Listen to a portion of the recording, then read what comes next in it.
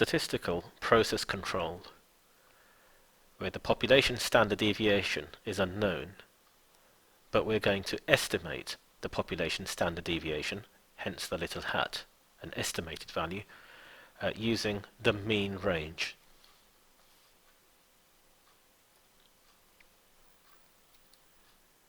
In our example here, the population mean is 153 grams, but the population standard deviation is unknown. We take random samples of size 4 at regular intervals. So we're going to have multiple samples. Each one will have 4 values.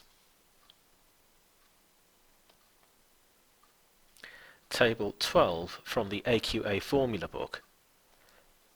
To obtain an estimate of the population standard deviation, we're going to multiply the mean range by an appropriate value of b. So for the estimate of the population standard deviation, we can either write it like this and know that it's an estimate, or put a little hat on the top. Doesn't really make much difference. So here's the formula that we're going to use.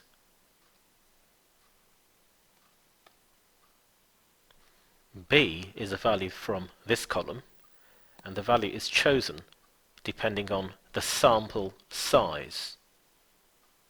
So if we have samples of size 4 each, then that's our B value.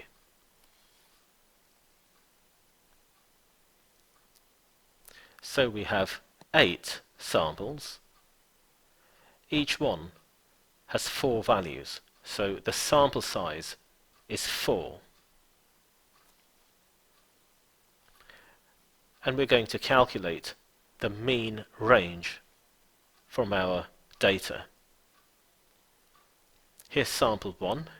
It has 4 values, and the range, the largest value, minus the smallest value, is 3.4. Sample 2, sample size 4, and the range. Sample 3, and all of our samples. Now we shift our focus to these range values we've calculated, and we work out the mean of these range values. So add them up, divide by 8, because there are 8 values here. 2.125, that's the mean range. Now we need to multiply that with B.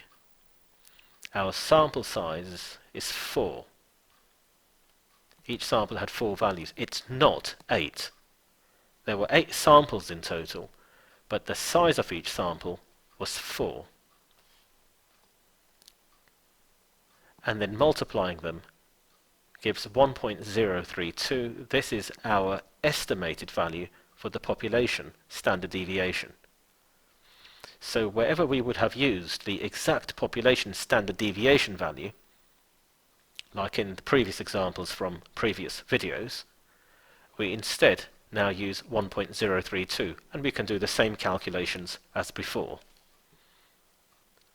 So for example, if we're working out control limits for the means, here's the formula for the warning limits.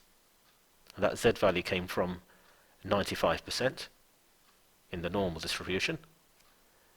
And this value here, the population standard deviation, we're just using our estimated value instead. And other than that, the calculations are exactly what you did before. Nothing else changes, except that we had to estimate this value because it was not given.